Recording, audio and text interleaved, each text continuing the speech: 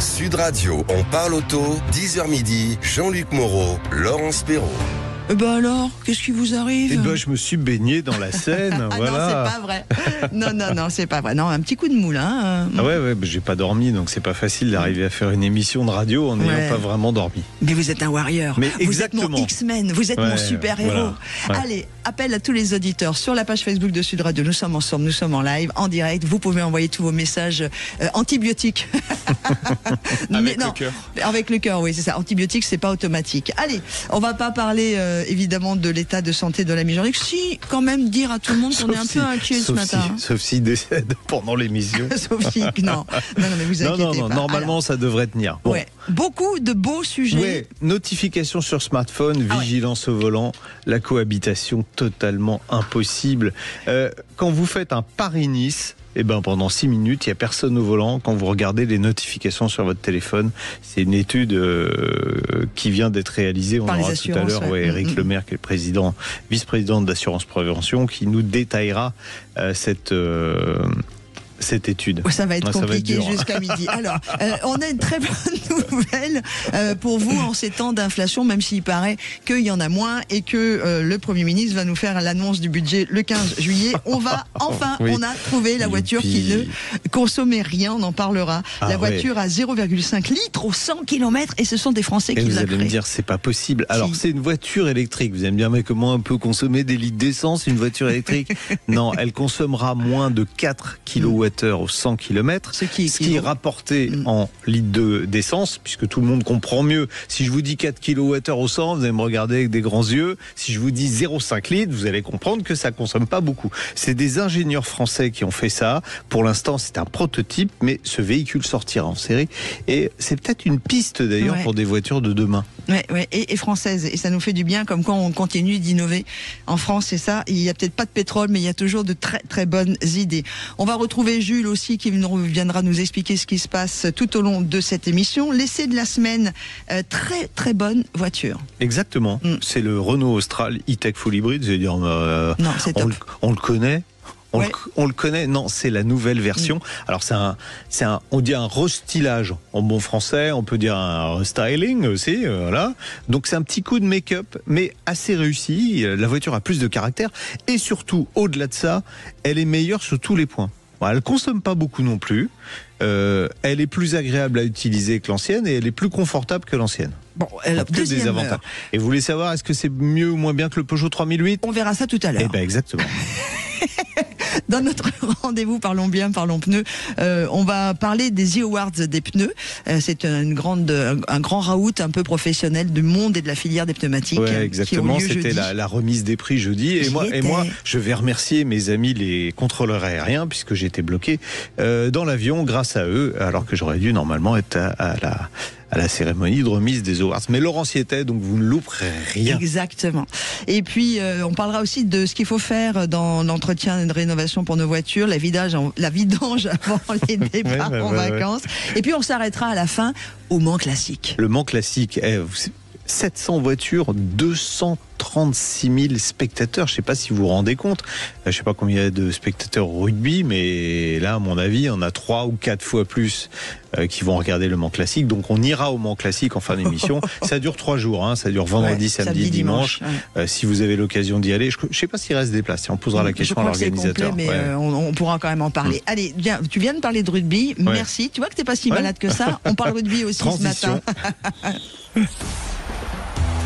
Et on parle rugby avec vous, Jules. Eh oui, Laurence, l'équipe de France toujours menée 21-13 par la Nouvelle-Zélande. La seconde mi-temps vient de commencer et les Bleus qui ont un ballon d'attaque dans la moitié de camp adverse. Ils viennent de rentrer dans les 22 mètres néo-zélandais. Et vous l'avez compris, notre émission On parle auto va être truffée comme ça de ces moments de pointillés avec notre ami Jules Le Boscherini sur ce qui se passe sur ce match France-Nouvelle-Zélande. Vous restez avec nous tout le temps. Et en plus, c'est un passionné de voiture, Jules, donc tout va bien. Allez, c'est parti, on parle auto avec vous. Sud Radio, on parle auto et de sécurité. Avec Autosécurité, prenez rendez-vous en ligne pour votre contrôle technique dans un de nos 900 centres sur autosécurité.com. Et vous êtes nombreux également. Vous pouvez nous appeler au 0826 300 300. Vous pouvez nous écrire jeparticipe@sudradio.fr pour nous poser vos questions, proposer des sujets ou bien sûr réagir sur la page Facebook de Sud Radio. Mais tout de suite, nous accueillons Éric Lemaire qui est vice-président d'Assurance Prévention. Bonjour Monsieur Lemaire. Bonjour Éric. Bonjour à vous. Oui, Éric. Grande étude. Ouais, Éric, on sait que le téléphone au volant, tenu en main, c'est interdit, c'est dangereux, mais vous êtes allé un petit peu plus loin avec une étude. C'est la première fois en France qu'une étude scientifique est conduite pour évaluer l'impact des notifications de smartphone sur la vigilance au volant. On se dit que bon, quand on a un petit truc qui s'affiche, ça fait gling-gling. Finalement, c'est pas grave de quitter un peu la route des yeux pour voir qui vous envoie un message. C'est pas du tout le résultat de votre étude, c'est catastrophique même. Oui, tout à fait, c'est absolument catastrophique et c'est vrai qu'avec Assurance Prévention, on a voulu regarder les notifications en particulier. On sait déjà que 80% des Français avouent utiliser au moins une fonction de leur smartphone en conduisant, ce qui est déjà un peu inquiétant. Mais là, on voulait regarder et en fait, on s'aperçoit que ces notifications, on en reçoit à peu près 80 par jour, c'est la moyenne qu'on a vue. Ouais. Ça peut aller jusqu'à 300 quand on est vraiment connecté. Et ce sont des notifications que l'on n'arrive pas, si vous voulez, à évacuer. Alors, excusez-moi, Monsieur le maire. Oui, Monsieur le maire, juste, je pense que tous ceux qui sont au volant ont une notification que la France vient de marquer un essai. Jules ? Et oui, Laurence, essai de Gabin Villiers, le Toulonnais, qui inscrit le deuxième essai pour les Bleus, le troisième, pardon, pour les Bleus. Et c'est transformé par Nolan Le Garec. Ça fait donc 20-21. Les Français qui reviennent à un point des Néo-Zélandais. On joue la 45e minute de jeu. Merci beaucoup. Voilà. Bon. On revient vers vous. Ça va être comme ça toute l'émission. On retourne à nos notifications. Alors, écoutez, vous pouvez m'arrêter comme vous voulez parce que je suis un fan absolu de rugby. Et de l'équipe de France. J'écoute le match juste avant et de l'équipe de France, bien sûr. Donc, allez-y, arrêtez-moi, surtout si c'est les Français qui marquent. C'est ça, on le fera pas sinon. Alors ça, on va revenir à nos notifications. Ça multiplie par 2 le risque d'accident. Jusque-là, on se dit c'est grave, mais c'est pas catastrophique. Mais quand on mesure le temps que ça prend de regarder une notification et qu'on imagine être à 130 km/h sur l'autoroute, là, ça fait froid dans le dos. Oui, parce que ce qu'on voulait voir dans l'enquête aussi, c'était lorsque vous avez une notification, combien de temps vous mettez pour la traiter. Et en fait, la moyenne, c'est 13 secondes. Et 13 secondes à 130 km/h, ça fait 500 mètres sans regarder la route. 500 mètres aveugle. Et en ville, 176 mètres à 50 km/h. Alors imaginez, en ville, avec les piétons, les trottinettes, tous les obstacles, c'est une catastrophe. Et ça, on l'a vu, et vous avez donné un chiffre tout à l'heure sur le Paris-Nice. Les Français, en moyenne, regardent leur notification 6 minutes par heure. Sur un Paris-Nice, ça fait 1 heure, en fait, sans regarder la route. 6 minutes par heure, ça fait 1 heure. Ouais. 1 heure sans regarder la route sur Paris-Nice. Bon, voilà, je crois que là tout est dit. Comment vous l'avez mesuré ça d'ailleurs ? Alors on a mis des cobayes dans des simulateurs de conduite avec des électrodes un peu partout, un peu partout, voilà. On leur a donné leur smartphone. Donc certains ont fait des routes en coupant le smartphone. Ce qu'il faut faire quand on est au volant. Là je reviens, voyez-vous, du Mans classique dont vous parlez il y a un instant. Donc je vous parle, mais je me suis arrêté sur le bas côté pour vous parler. Voilà, et il faut couper son smartphone. Donc on sait ce qu'on a fait pour certains, pour d'autres. On leur a laissé faire des choses comme d'habitude, et puis pour certains, on leur a envoyé des notifications nous-mêmes. Vous voyez, c'est un peu coquin comme truc, mais on s'est aperçu qu'à la fin du jour, sur les 3600 km qui ont été faits par ces 24 sympathiques cobayes, eh ben, on a vu ces moyennes absolument étonnantes. Et aujourd'hui, il faut vraiment dire aux Françaises et aux Français qui vont prendre la route pour les vacances, éteignez votre smartphone ou passez-le à quelqu'un qui est à côté éventuellement. Arrêtez-vous toutes les 2 heures, hydratez-vous, bougez un peu, et puis regardez à ce moment-là votre smartphone pour justement regarder les notifications ou passer un appel si vous le voulez. Mais ne le faites pas en roulant, parce que c'est mortel pour vous, pour ceux qui vous accompagnent et ceux qui sont en face. Ouais. Vous passez votre téléphone à votre femme à côté, et puis c'est elle qui vous dit c'est qui cette Natacha qui a envoyé un message. Hein. Pas si mal que ça, l'ami Jean-Luc. Le mauvais esprit. Jean-Luc et Éric. Très fatigué finalement. Et Éric Lemaire, vice-président d'Assurance Prévention, une question, parce que là vous parlez des notifications qui arrivent sur nos téléphones. Quand on a le téléphone qui est avec le système CarPlay ou les systèmes Android. Est-ce que vous avez calculé ça aussi au moment où l'attention la passe sur voiture l'écran? peut lire le message, voilà, en fait. C'est ça. Vous voyez ce que je veux dire ou pas, monsieur le maire? Absolument pas. Alors, on a des véhicules aujourd'hui. Voilà, on a des véhicules quand vous êtes connecté en Apple CarPlay ou en Android Auto. La voiture vous dit vous avez reçu un message et voulez-vous lire que le message soit lu. Oui, et donc la voiture vous lit le message. Ou même simplement vous avez une notification sur l'écran qui arrive en disant message 2 et donc du coup vous avez aussi l'attention qui dévie sur votre écran. Donc ça vous l'avez pas calculé comme ça. Alors ça, on l'a pas calculé parce qu'on a voulu déjà regarder ce que faisaient nos cobayes, si j'ose dire, avec leur propre smartphone et non pas avec des écrans. Malheureusement, ce sera un sujet qu'on pourra un jour aborder. Un autre sujet. Il faudrait parler aussi un jour aux constructeurs et se mettre d'accord sur un peu de sécurité ou un peu plus. En tout cas, voilà. Non, ce qu'on voulait voir, c'est vraiment comment ils réagissaient naturellement avec les smartphones. Mais vous savez, même si on parle dans la voiture, au téléphone, en Bluetooth à quelqu'un, c'est aussi dangereux parce que vous avez 30% des informations qui n'arrivent pas à votre cerveau, vous avez une image mentale qui se superpose à la route par rapport à ce que vous êtes en train de dire à votre interlocuteur, et vous avez comme ça en fait beaucoup moins d'informations, vous êtes coupé des bruits, il y a vraiment tout un tas d'éléments qui fait que le cerveau ne peut pas faire deux choses en même temps. Surtout si c'est des choses successivement. À côté. Oui, d'accord, j'ai compris la vision. Non, moi je disais deux choses en même temps. Moi j'ai fait une blague à deux balles en disant surtout si c'est un cerveau masculin. Mais Alors vous allez quand même faire une campagne de sensibilisation. On en parle dans quelques instants après le rugby. Et on a de nouveau un essai pour la Nouvelle-Zélande, Jules. Absolument, Laurence. Les deux équipes qui se rendent coup pour coup. Et c'est la Nouvelle-Zélande qui inscrit son 4e essai de la rencontre, le doublé pour l'arrière Will Jordan, qui a été transformé par Beauden Barrett, qui réalise un 100% au pied, 4/4. Et le score, ça fait 28-20 pour la Nouvelle-Zélande. J'adore ce qu'il a vu dans mon regard et le score. J'ai même pas eu besoin d'ouvrir la bouche, c'était énorme. Vous voyez, je parle avec mes yeux. Merci beaucoup, Jules. On revient avec monsieur le maire pour une dernière minute sur notre sujet. Oui, pour sensibiliser justement à ces problèmes de la route, qu'est-ce que vous avez prévu de faire, Eric ? Alors déjà, on a la chance d'avoir vous des radios, des télés qui nous font passer pour transmettre ce message qui est très important sur cette étude scientifique. On a tout un dispositif digital. On sera aussi sur des radios, à la télévision avec un spot d'ailleurs à la fois assez amusant, mais aussi qui vous responsabilise sur le sujet. Voilà, on va faire tout ça parce que je crois qu'on est vraiment à un moment où le smartphone, notamment, c'est devenu le fléau de la route. Il faut vraiment que tout le monde soit responsable pour se protéger et protéger les autres. Et attention, on retourne sur le match. Encore ? Ah oui, c'est la folie. Et oui, Laurence, les Français qui sont sur la ligne d'essai, ils sont en train de pousser, ils essayent de marquer. Le ballon va peut-être sortir, le Garec l'attend. Non, les Français qui vont le garder, en tout cas, c'est très très chaud sur la ligne d'en but néo-zélandaise qui donne le tout pour le tout. Et les Français qui réussissent à inscrire cet essai par Cameron Woki en force entre les poteaux. Les Français qui reviennent à 3 points des Néo-Zélandais en attendant la transformation de Nolan Le Garec. 28-25. Eh ben dis donc, ça c'est du direct, hein. J'en ai la chair de poule. Oui, c'est une émission, on parle auto et rugby ce matin. Voilà, c'est normal, ce sont les vacances et bientôt on parle auto, rugby et Tour de France, puisque un petit coucou à nos amis de Lille où le Tour de France va démarrer aujourd'hui.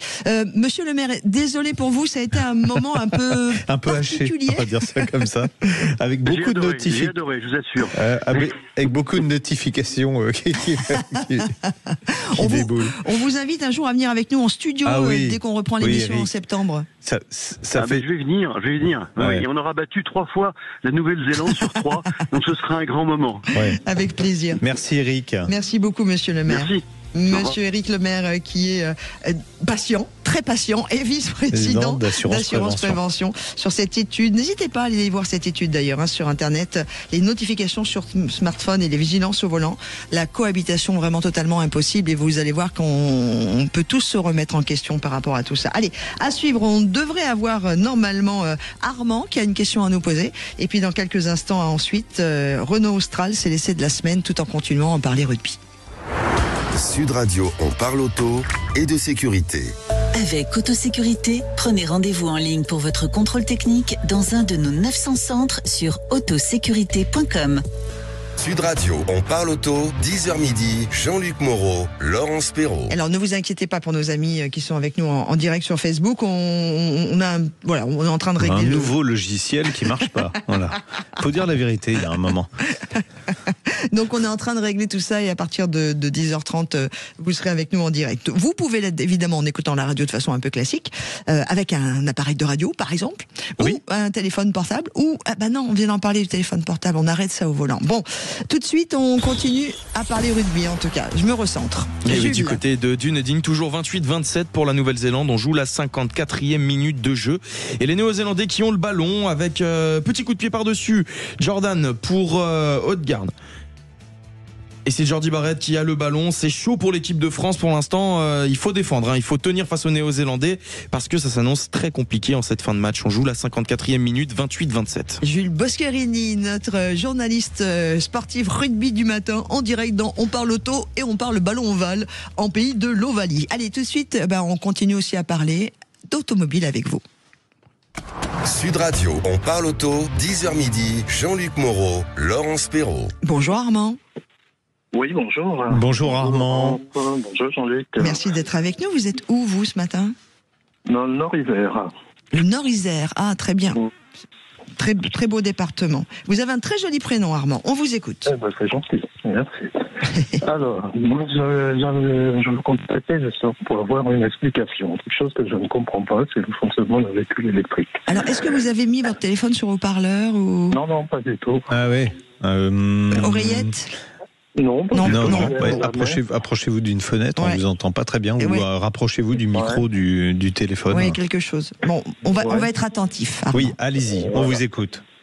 Alors, au repos, le véhicule, il consomme énormément. Oui. Pour plein d'appareillages, de maintenance, de protection de surchauffe. Alors, mon interrogation était de savoir si... Est-ce que ce genre de consommation-là n'est pas possible d'installer une batterie 12 volts classique pour les utiliser? Mais il y a une batterie 12 volts. Sur tous les véhicules électriques, vous avez une batterie 12 volts classique parce qu'il y a tout un tas... Je ne comprends pas pourquoi au repos, on consomme entre 7 et 10% d'autonomie. Ah oui.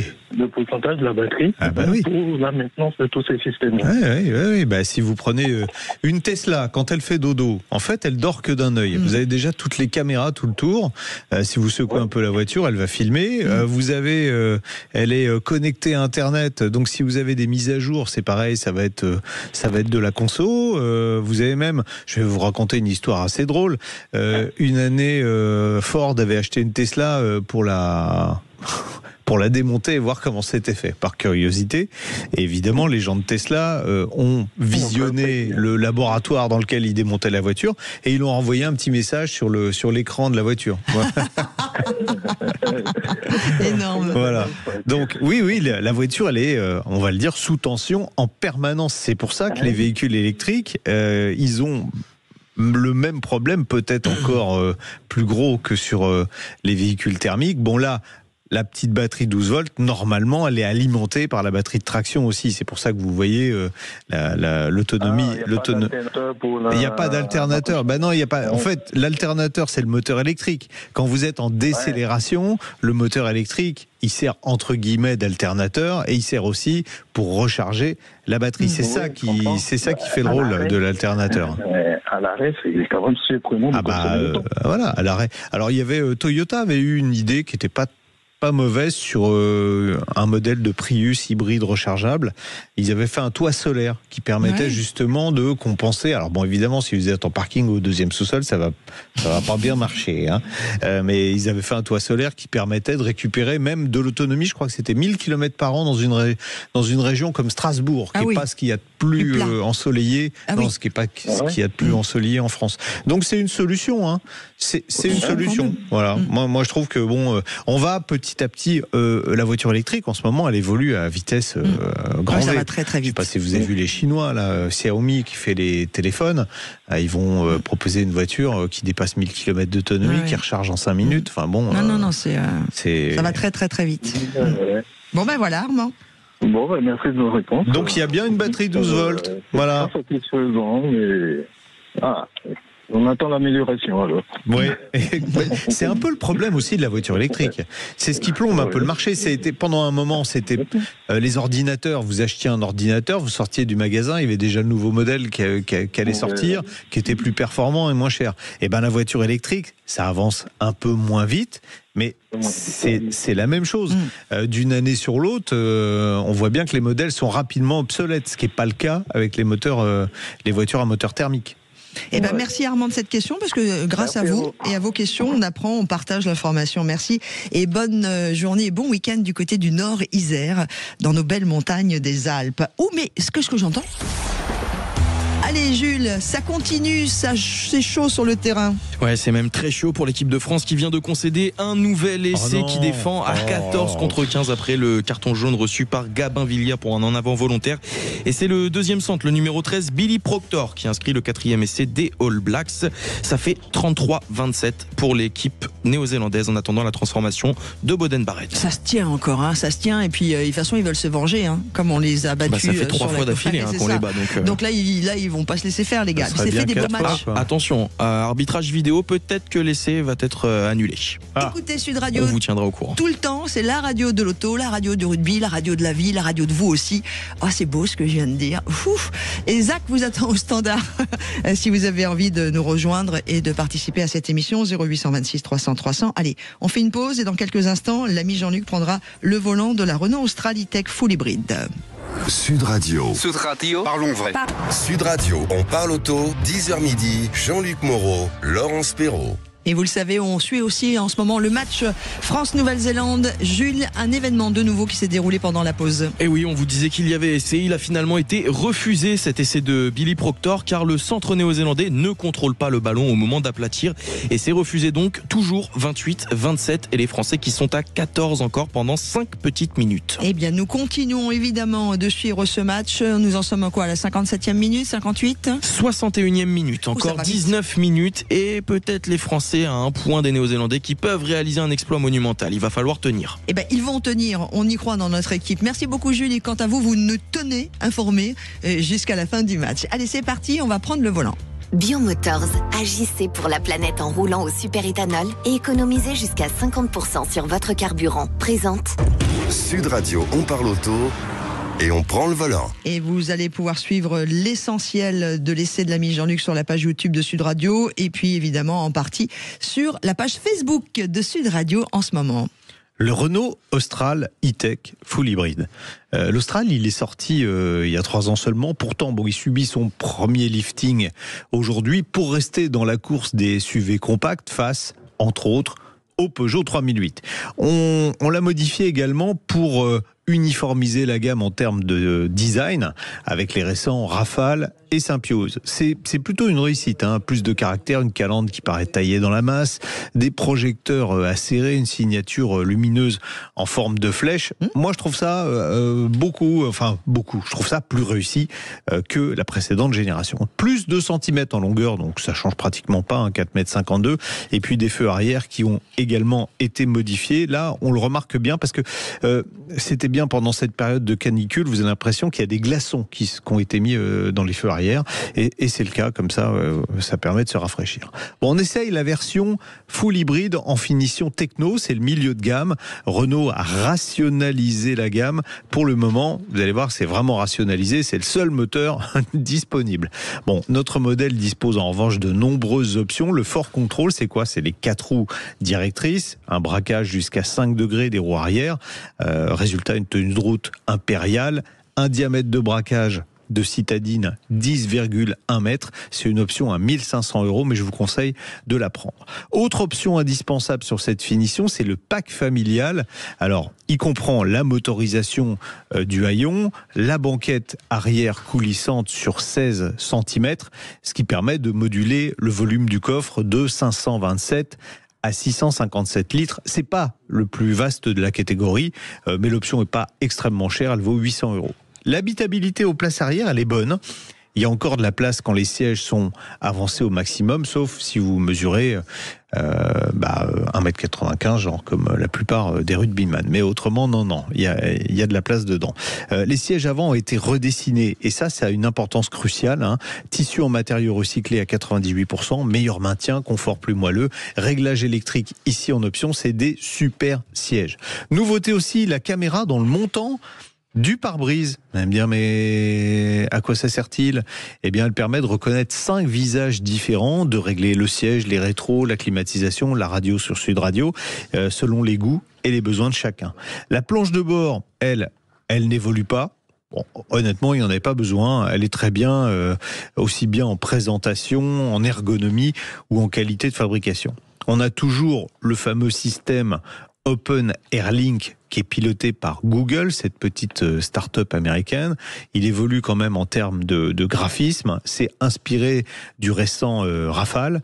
On retrouve avec joie le bouton Multisense qui est sur le volant pour paramétrer les modes de conduite. On a 4 modes de conduite. On a sport, perso, confort, éco. Et puis, nouveauté, on a des palettes de part et d'autre du volant pour régler la récupération d'énergie sur 4 niveaux.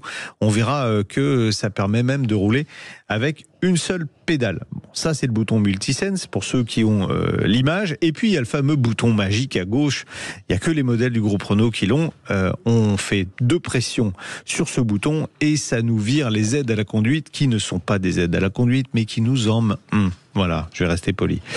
On a des touches physiques pour la climatisation, ça c'est bien. Et puis, sous le capot, alors le moteur hybride 200 chevaux représentait 80% des ventes. C'est donc le seul qui reste au catalogue. Ça ne va pas beaucoup pénaliser la voiture. Il se compose d'un 3 cylindres essence, 1 litre de turbo, 130 chevaux, associé au système hybride Renault, moteur électrique de 68 chevaux pour la traction, et puis un moteur démarreur synchroniseur de boîte à crabot qui fait 34 chevaux, 2 rapports électriques, 4 rapports thermiques, 15 combinaisons. Il livre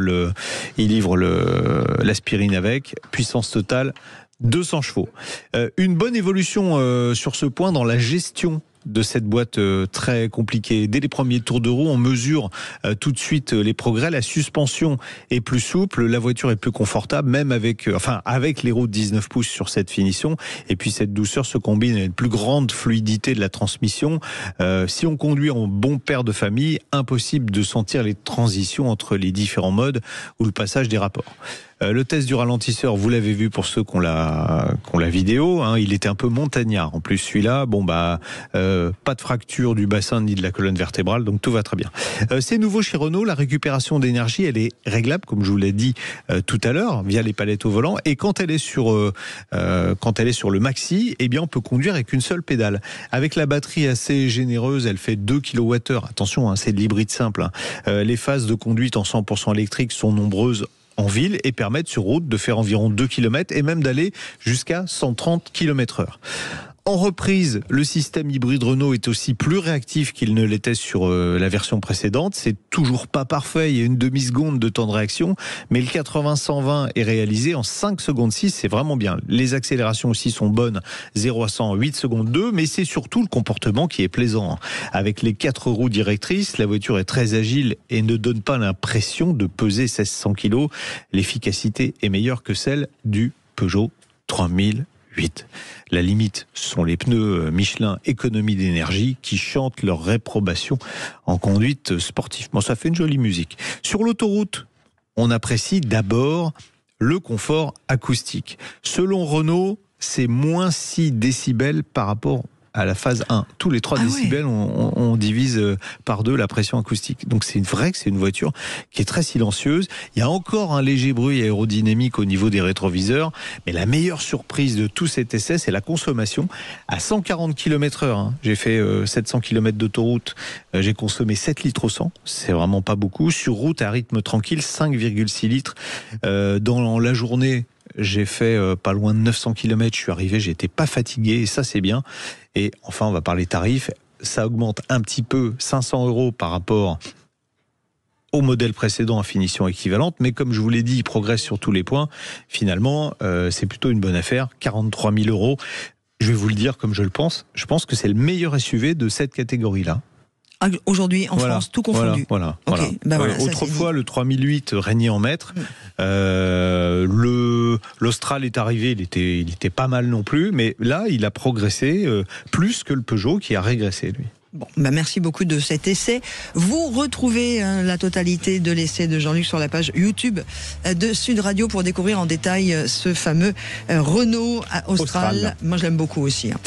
Tout de suite, on retrouve notre ami Jules parce qu'il se passe encore des choses sur le terrain. Ah, ça n'arrête pas, Laurence Adunedine. Et c'est refusé pour les Néo-Zélandais. C'était le triplé pour Jordan. Mais finalement, il y a une obstruction de son talonneur Passilio Tossi sur un joueur français, ce qui fait écran et c'est refusé. On reste à 28-27. Et Gabin Villiers, le carton jaune, s'apprête à faire son retour côté français. Voilà, quelques secondes et ils seront de nouveau 15 sur la pelouse. Merci beaucoup Jules, vous restez en notre compagnie. Notre ami Maxime Maxou pour les intimes nous a rejoint, grand réalisateur. Bonjour à tous.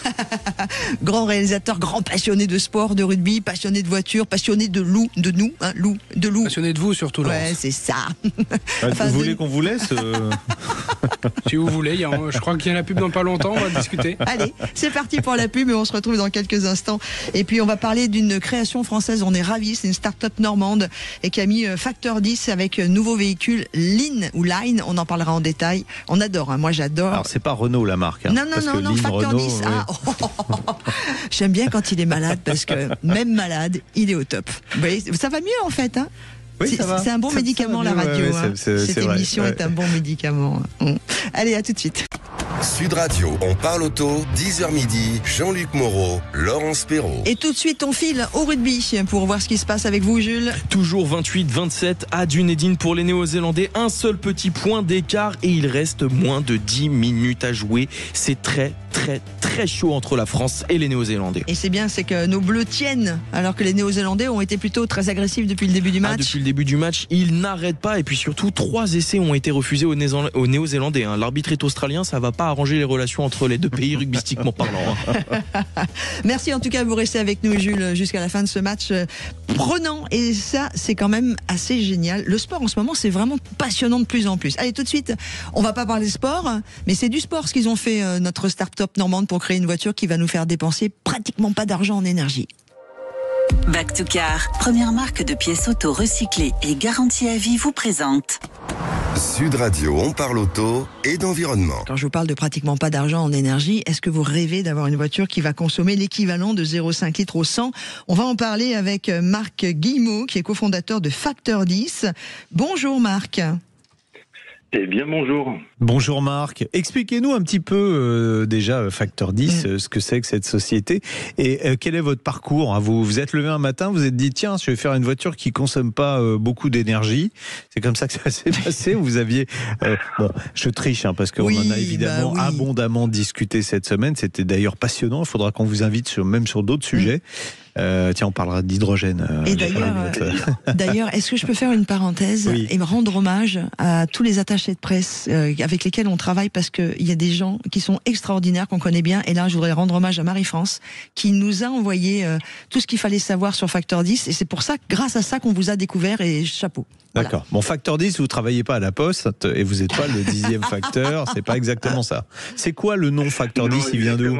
Le nom Factor 10 vient en fait d'une intention. L'intention, c'était consommer 10 fois moins d'énergie, donc réduire d'un facteur 10 la consommation d'énergie liée à la voiture. Et c'est comme ça qu'on s'est lancé avec cette intention. Au final, notre véhicule, notre développement fait 10 fois mieux par rapport à un véhicule thermique, et on se propose de faire 4 fois mieux par rapport à un véhicule électrique. Ça, c'est les lois de la physique qui nous obligent. Et pour revenir un petit peu sur la genèse de ce projet-là, en réalité, Augustin et moi-même, on a un parcours complètement teinté d'énergie. On s'est rencontrés à l'IFP Énergie Nouvelle en école d'ingénieur, et ensuite on a travaillé ensemble dans le monde de l'énergie pétrochimie pendant une dizaine d'années, et on a cette lecture très énergétique sur le monde. Moi, j'ai un passé de cycliste aussi, où il fallait économiser tous les watts et optimiser son aéro pour être très performant. Et c'est ce qui nous a lancé dans ce monde de la mobilité, avec l'envie de réellement changer l'échelle de la consommation de véhicules. Et c'est le projet Line qui est né. D'accord. Projet Line. Alors, tout à l'heure, pour plaisanter, je disais c'est pas Renault qui le fait parce que Line Renault ça aurait été plutôt bien. Non. Mais là, ça veut dire quoi ça veut dire quoi Line? L-I-N-E. Alors, Line, en fait, c'est un clin d'œil. Line, ça veut dire light is not enough. La légèreté ne suffit pas. Ouais. Et c'est un clin d'œil pour voilà, tous les passionnés d'automobile à monsieur Colin Chapman. Ouais, Colin Chapman qui avait dit light is right. C'était ça. Hein. Exactement, voilà. Parce que léger, c'est toujours juste, et en fait une voiture légère ça va beaucoup plus vite à la fois en ligne droite mais aussi dans les virages. Ouais, ça freine plus facilement. Le moto de Colin Chapman. D'accord. Alors pour parler du véhicule en lui-même, parce qu'on a compris la démarche, vous vous êtes dit il y a des véhicules aujourd'hui qui sont des gros patapouf et qui ont fait des économies en termes de consommation de carburant, on est d'accord, mais c'est pas suffisant, il faudrait changer de paradigme, j'aime bien ce mot, et arrêter de faire des gros SUV qui font 2 tonnes pour se concentrer sur des petites voitures. On n'a pas toujours besoin d'un gros SUV, on part pas tous les jours en vacances, des petites voitures du quotidien qui consommeraient très peu. Donc cette auto, alors on a quelques images pour ceux qui ont la chance de nous voir en vidéo ou qui vont nous regarder, en replay, malheureusement, je crois. En replay sur YouTube. Sur YouTube, on a des images de cette voiture. Elle paraît un peu étrange au premier coup d'œil. D'abord, c'est une 3 roues. C'est une 3 roues. Alors, non, 4 roues, mais 2 roues. Exactement. C'est une particularité réglementaire. En fait, c'est une homologation 3 roues. Il y a 2 roues à l'arrière, donc 2 roues jumelées. Ce qui nous permet en fait de réduire la poids arrière, donc de réduire la traînée aérodynamique. Pour nous, c'est favorable pour réduire la consommation d'énergie. Ce qui était important aussi, c'est quelque part d'offrir une forme qui soit véritablement... qui soit élégante aussi, parce qu'il y a... Voilà. Parce que quand on cherche l'efficacité aérodynamique maximale, on n'a pas forcément des jolies autos. Des exemples. Celle-là, elle est hyper jolie. Bon, c'est une 2 places. Hein. Je peux pas emmener la famille pour l'instant. Exactement. C'est une 2 places. En fait, notre cahier des charges est proche de celui d'un coupé sport. Ce qu'on a voulu conserver, c'est quelque part le plaisir de l'automobile, avec cette idée de performance, accès à l'autoroute, capacité de faire des longues distances. Ça, c'était très important pour nous, mais évidemment, on propose un format de 2 places avec un coffre qui est assez restreint, et surtout, on voulait faire de concessions sur la partie sécurité. Alléluia, on peut voir la vidéo sur la page Facebook de Sud Radio. Merci à Yanis. Formidable. Alors donc cette voiture, elle est électrique. Et Arthur. Elle est électrique. On a compris qu'elle devait être légère. C'est quoi, 500 kilos, c'est ça ? Alors, on a le trio magique des chiffres qui résument la voiture. On vise 500 km d'autonomie, moins de 500 kg, on espère faire 450 kg et 50 kW de puissance. Ça fait quoi ? Ça fait 68 chevaux, c'est ça ? Oui, ça va pousser quand même, hein, parce qu'avec le couple instantané des moteurs électriques, avec juste 500 kg sur la balance, les performances ne devraient pas être mauvaises. Tout l'intérêt de la technologie électrique, si on avait la même proposition en thermique, on serait obligé d'avoir un moteur longue course, assez peu de couple et de reprise. Alors que là, avec une proposition électrique, on parle d'un véhicule dont finalement le ratio couple-poids se rapproche des véhicules sportifs. Alors Marc, excusez-nous, mais vous savez que nous sommes en plein match également France-Nouvelle-Zélande et que donc Sud Radio. Mais oui, c'est important aussi. On retrouve tout de suite Jules, il se passe des choses. Et oui, les All Blacks qui ont marqué une nouvelle pénalité. Ça fait 31-27. C'est Boden Barrett qui continue son 100% au pied. Mais, attention, possession française. On est dans les 22 Néo-Zélandais. C'est très très chaud et il reste à peine 3 minutes à jouer. Ouh là là. Donc évidemment, priorité au rugby sur les 3 dernières minutes. Dès qu'il se passe quelque chose, excusez-nous, on va Marc. Non, c'est normal. Mais voilà, de toute façon, on vous tient au courant. Marc, on revient sur Facteur 10. Ouais, Facteur 10. Alors, on parle performance énergétique. Quand, pour lancer le sujet, je disais voiture qui consomme 0,5 litres au 100. En fait, c'est un petit calcul fait vite fait. On a quoi ? On a 9 kW d'énergie à peu près dans un litre d'essence, c'est ça ? C'est exactement ça, et nous on vise une consommation de 4 kWh au 100 km sur le cycle normalisé WLTP, donc le cycle qui sert à mesurer l'énergie pour toutes les automobiles. Notre proposition, c'est aussi de dire ce véhicule-là, le cycle WLTP, il est parfois un petit peu trompeur. On le voit sur les autonomies réelles constatées pour les véhicules électriques. L'idée, c'est qu'en poussant tous les curseurs de l'efficacité énergétique, on obtient des gains et des économies d'énergie très importantes, surtout sur l'autoroute. Dès qu'on dépasse les 80 km/h, on fait une réelle différence. D'accord. Les vraies questions, on a dit voiture française, donc conçue en Normandie, mais j'imagine que vous n'allez pas créer ni les moteurs ni la batterie. Est-ce que ça va être français ou est-ce que vous lorgnez un peu à droite à gauche pour trouver le meilleur de la technologie ?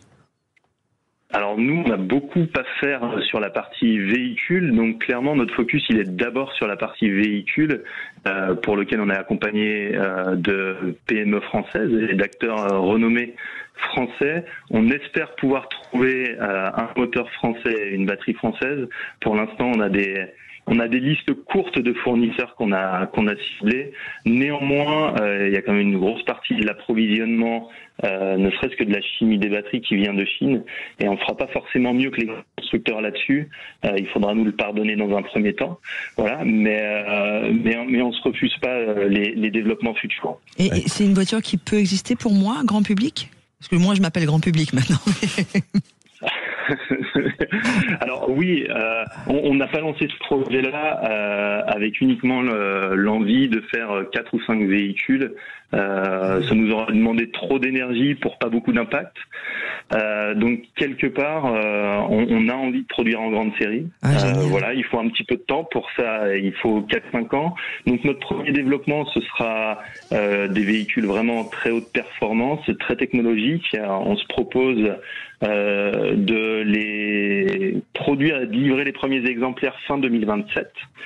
Voilà, donc à des tarifs qui seront plutôt des tarifs prototypes, et ensuite on veut décliner ces prototypes-là en une version de série, et on pense pouvoir commencer à produire en 2029-2030. Bon, on revient tout de suite sur Facteur 10, mais le match est en train de se terminer. Oui. Place au rugby sur Sud Radio avec vous, Jules Boscarini. Oui, ça semble très compliqué pour l'équipe de France qui est toujours menée de 4 points. Il reste 10 secondes à jouer. Les Bleus qui ont perdu la possession après un en avant et de nouveau pénalisés en mêlée face aux All Blacks. Les All Blacks qui tiennent le ballon. Il reste 5 secondes à jouer. Ils vont se contenter de sortir la balle en touche, tout simplement. Et on vous laisse les 5 secondes. Jules, avec vous en direct. Et là, on vient de passer le coup de sifflet final. Ça y est, c'est terminé. Les Néo-Zélandais qui s'imposent 31-27. Les Français qui s'inclinent de 4 points, mais qui n'ont pas du tout à rougir de la performance. On leur a annoncé la foudre puisque ce n'était que des jeunes quasiment, avec les finalistes du top 14 qui n'étaient pas présents.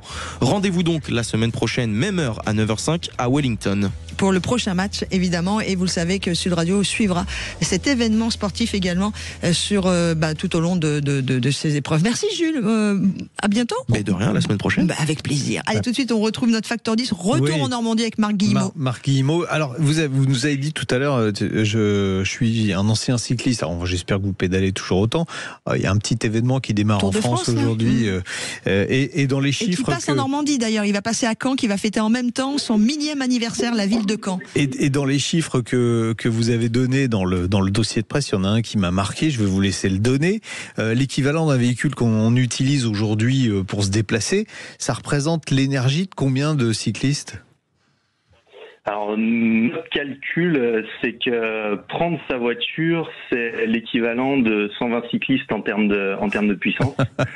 Donc, c'est quasiment atteler le peloton du Tour de France, pour juste aller chercher le pain en voiture. Ah. Voilà. Ouais. On parle de vélo, de vélo classique. On parle pas de vélo qui continue à avancer quand il n'y a plus le mec dessus. Et vous avez entendu, j'ai entendu ça dernièrement, vélo musculaire versus vélo électrique. Non, il y a vélo et vélo musculaire au secours. On est d'accord. Bon, écoutez, on peut l'essayer. Non, mais d'accord. Mais est-ce qu'on peut l'avoir quelque part, cette voiture, pour ceux qui seraient intéressés, éventuellement des partenaires d'ailleurs? Oui, alors on est en recherche de partenariat. On sera au FENO en octobre prochain, donc qui est le festival de l'excellence normande. Ça se déroule à Rouen et c'est le 8 octobre. On participera à d'autres événements également. Le calendrier n'est pas complètement finalisé. Et puis si on a des sollicitations, on a ouvert les réservations de commandes pour les véhicules prototypes. Donc voilà, vous pouvez aller sur le site internet et vous renseigner sur ce projet Facteur 10. Merci beaucoup Marc Guillemot. Merci, cofondateur de Facteur 10. Allez voir un petit peu tout ce qui se passe et puis on vous tiendra au courant de l'évolution de ce projet extraordinaire d'une jeune start-up française. Marc Guillemot était avec nous. Allez, le retour de la pub, de l'info et ensuite le pneu pour débuter la deuxième heure d'On parle auto. Sud Radio, on parle auto et d'environnement. Présenté par Back to Car, première marque de pièces auto recyclées et garantie à vie. Parle auto, 10h midi, Jean-Luc Moreau, Laurence Perrault. Et nous voici arrivés dans la deuxième heure. Et oui, l'ami Jean-Luc tient le coup.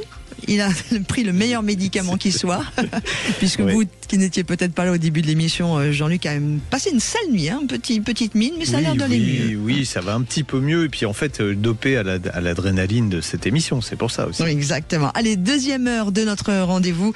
Jean-Luc, on va à la fin s'arrêter du côté du Mans Classique. Ah, exactement, on va aller Mans Classique 2025. Alors, bon, je vais vous le dire parce que c'est plus un secret, mais le Mans Classique, c'était tous les 2 ans. Tous les 2 ans, 230 000 spectateurs. C'est blindé en fait à partir du mois de décembre. Donc si vous voulez aller au Mans Classique et que vous y prenez après le mois de décembre, vous avez peu de chances d'avoir des places. Donc l'organisateur s'est dit, mais pourquoi pas le faire tous les ans ? Et il a eu une bonne idée. Et c'est plutôt une bonne idée. Et donc le Mans Classique aura désormais lieu tous les ans. On en parlera tout à l'heure avec le directeur de Peter Auto, Marco Ayoun, directeur général du groupe Peter SAS, qui nous expliquera le pourquoi du comment, etc. Et ce que va devenir cet événement en étant annuel, qui va devenir sans doute le plus grand événement de voitures anciennes avec Rétromobile, quoi. En Europe. Alors attention, sur circuit. Attention, oui. Là, c'est sur 3 jours, 230 000 spectateurs. Hein, c'est juste énorme. Wow. Avec des voitures formidables et l'avantage c'est que c'est pas un musée puisque les voitures roulent. Bon, on vous expliquera tout à l'heure. On vous donnera quelques exemples de belles Toto qui roulent. Juste derrière l'église, pardon, belle Toto, c'est l'histoire de Toto.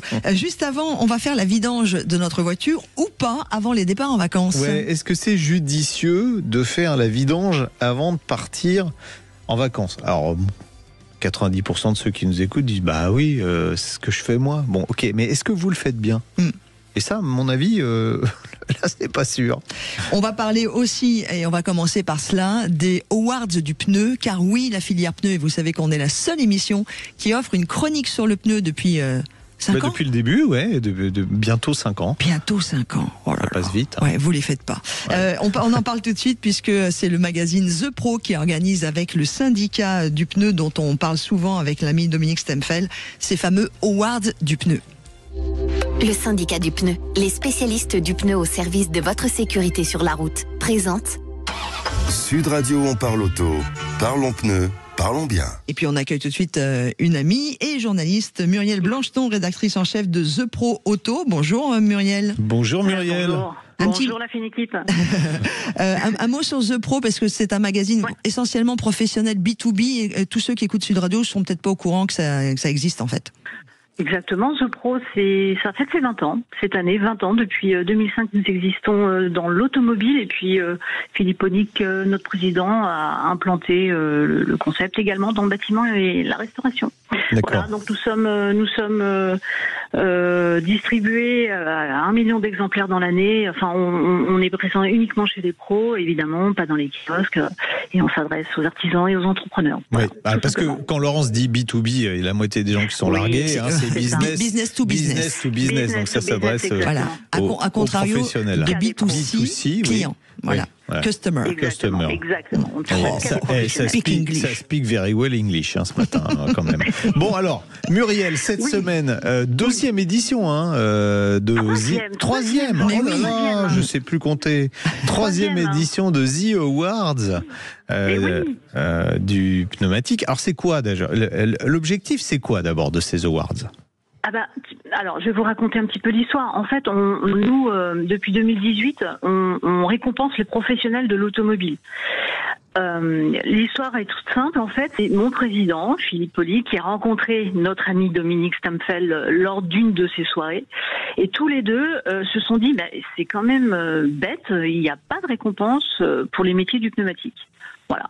Donc l'idée est toute simple, c'est de récompenser toutes les entreprises qui sont liées à l'univers du pneumatique. Et derrière une entreprise, il y a un entrepreneur, il y a une solution, il y a une innovation, il y a un engagement. Voilà. Donc depuis 3 ans maintenant, nous récompensons tous ces métiers-là. Alors je vais m'expliquer un petit peu plus précisément tout à l'heure, mais en tout cas l'idée c'est de récompenser à la fois des solutions, donc les manufacturiers, des entrepreneurs, donc des enseignes. Et on parlait du B2C tout à l'heure, ce sont des professionnels qui s'adressent à des clients particuliers comme vous et moi.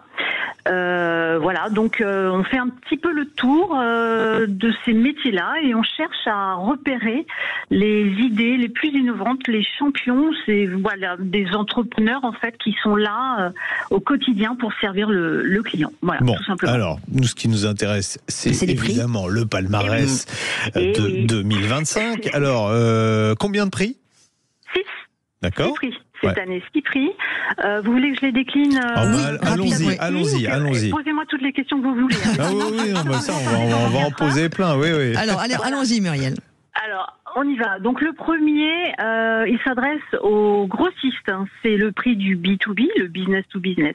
Donc là, l'idée, c'était de trouver, de récompenser le distributeur de pneumatiques le plus performant de l'année. Et cette année, il a été attribué à Districash, qui est situé à La Rochelle, à Jean-Philippe Moyer. Et c'est une histoire familiale aussi, voilà. Donc c'est des gens qui ont j'essaye d'expliquer à ceux qui nous écoutent, de me dire si je me trompe. Ils ont d'immenses entrepôts où ils stockent les pneumatiques. Et quand votre centre auto a besoin du pneu pour la dimension de votre voiture, évidemment, c'est pas lui qui l'a en stock. Il va faire son marché chez ces gens-là. Distributeur.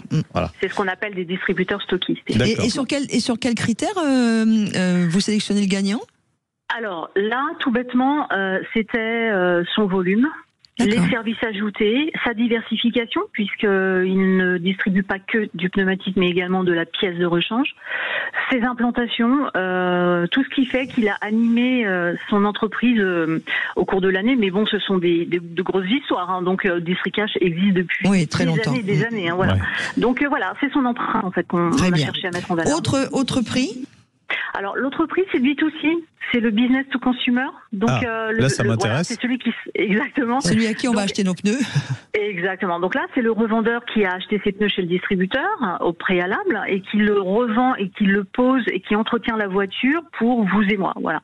Donc là, nous avons récompensé un groupe qui s'appelle le groupe Laguerre, en Normandie. Qui est fortement implanté en Normandie. Et figurez-vous que cette histoire, elle est formidable parce que c'est une entreprise qui en est à sa 6e génération. Et la 7e arrive, Muriel. Le neveu n'était pas là, mais il arrivera bientôt. Exactement. L'entreprise existe depuis 1886. Et moi, j'étais bluffée par ça. Oui, c'est génial. Ils ont inventé le pneumatique presque. Alors, c'est après Dunlop. Et d'ailleurs, on va en profiter pour saluer Guillemine Laguerre, qui est à la tête de cette grande maison aujourd'hui et qui écoute On parle auto, parce que je l'ai rencontrée jeudi soir, tout le temps. Et elle est venue me voir. Alors, elle te fait un gros bisou. Voilà. Je suis ravie parce qu'elle m'a touchée. Quand elle est montée sur scène, on sentait qu'elle était très émue. Exactement. Donc moi j'adore ce genre d'histoire. C'est des histoires de transmission. Muriel, parce qu'on va être pris par le temps. Et après, il y a le juge de paix qui est blonde avec des yeux bleus qui va frapper. Donc il vaut mieux se dépêcher un peu. Alors d'accord. Donc ensuite nous avons le 3e prix, c'est la performance commerciale. Donc là je vais vous citer une entreprise que vous connaissez tous par cœur, c'est Point S. Ah bah oui. Voilà. Il n'y a pas de stress. Exactement, il n'y a pas de stress avec Point S. Et du coup, on l'a récompensé. Pourquoi ? Parce qu'il y a une vraie empreinte internationale de Point S. En fait, nous ne savons pas que Point S s'est décliné à l'international. Mais avant, il faut préciser, Muriel, il faut préciser que Cocorico, c'est une entreprise française. Une entreprise française. Et figure-toi, Jean-Luc, que lorsque tu dis Point S, Aux États-Unis, c'est la même chose que Point S en France. Oui, c'est le même nom. C'est Point S. Et Christophe Rollet expliquait qu'il n'y a que en Chine où ils leur ont imposé de mettre Point S en chinois en dessous. Ils ont gardé quand même l'enseigne Point S et en calligraphie chinoise. Et d'ailleurs, rapidement, c'est plus de 6000 points de Point S. C'est un truc de fou. C'est un truc de dingue. Et l'entreprise a 54 ans et c'est 5 milliards d'euros de chiffre d'affaires. Et tu sais, Christophe Rollet nous expliquait quelque chose quand on l'avait reçu pour son livre, d'ailleurs.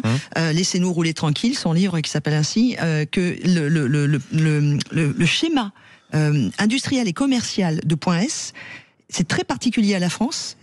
On est très fort pour ça et les pays les appellent leur demandent exactement l'expertise. C'est pas de la franchise basique, c'est pas. C'est de la master franchise. Voilà. Cocorico. Alors Cocorico. Ensuite, après il y a un autre Cocorico. Innovation. Je sais pas si vous l'avez mis dans l'ordre, mais il y a un autre Cocorico.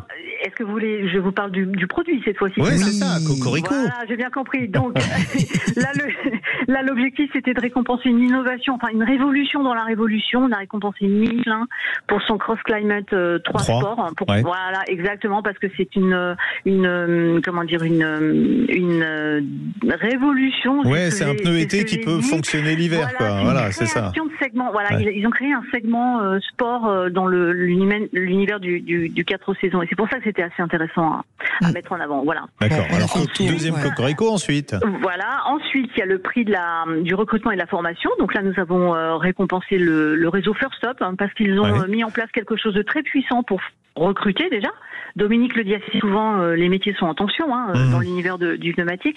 Pour recruter, pour fidéliser, pour former, et un parcours d'intégration assez puissant chez First Stop. Donc c'est ça que nous avons mis en avant. Et enfin, nous avons le prix de la RSE et cette fois-ci, ça a été attribué à Atlantique Bretagne Recyclage et c'est le groupe Simon qui fait du rechapage. Oui, que je connaissais d'ailleurs. Et qui veulent venir dans l'émission aussi. Mais c'est génial parce que franchement le rechapage, alors je vais reciter Dominique, mais il a les mots justes pour ça. Ça a vraiment des vertus écologiques, économiques, pourvoyeuses d'emplois locaux non délocalisables. Donc voilà, nous avons mis en avant parce que là aussi c'est une très belle histoire qui est racontée chaque jour avec ABR. Voilà. Ouais, et on a été fiers de les mettre Muriel, en avant. on peut, monsieur et madame tout le monde, il peut voir les résultats quelque part ou pas? Alors, on a notre site internet. On va multiplier les communications sur tous les réseaux sociaux de toute façon, sur LinkedIn, sur tout ce que vous voulez. Donc, du coup, oui, on va être présent. Maintenant, je ne sais pas comment mettre en avant vers le client final, le grand public, voilà. Mais en tout cas, sur tous les réseaux sociaux, on va largement communiquer. Merci beaucoup, Muriel. Et on retrouvera The Pro et toute l'équipe également sur le grand salon. J'aime beaucoup Équipe Auto au mois d'octobre, qui fête ses 50 ans. Oui, il faudra qu'on se retrouve tous. Et puis, il y a d'autres rendez-vous. Il y a le salon automobile de Lyon. Enfin, voilà, la filière automobile bouge. Et Muriel et toute l'équipe. Elle est toujours vivante, malgré les chiffres de vente catastrophiques. Muriel Blancheton, rédactrice en chef de The Pro. On embrasse Caroline Ridet, Romain Thiron, également Jérémy Morvan, évidemment Philippe Polic et Serge Boileau et Benjamin, la fine équipe de The Pro Auto. Allez, bise. Dans quelques instants, on va accueillir Henri au micro de Sud Radio qui a une question à nous poser. Nous avons une question qui nous est arrivée par mail je participe @sudradio.fr. Vous mettez bien On parle auto dans l'objet de votre mail et toutes vos questions avec vos coordonnées, ce qu'avait fait Henri et on n'arrive plus à le joindre. Donc Henri, si vous nous écoutez, ce qui est le cas, je vais me permettre d'être votre voix. Voilà. Henri nous posait je tiens à préciser qu'on ne rembourse pas en plus. Oh non. Voilà. Ah, tu te fais payer, toi? Oui, pourquoi? Non, je serais immensément riche si depuis que je fais des émissions de télé et de radio, je me faisais payer à chaque fois. Par les auditeurs. Ouais. Henri nous pose la question suivante. Et d'ailleurs, j'aurais une autre question qui est arrivée sur la page Facebook de Sud Radio à vous proposer. Quels sont les avantages d'avoir ces pneus gonflés à l'azote? Et comment regonfler ces pneus à l'azote au milieu de la nature? Alors, c'est quoi l'azote? C'est un gaz. Ouais, c'est un gaz. C'est un gaz neutre. D'ailleurs, le symbole de l'azote, c'est N. Voilà.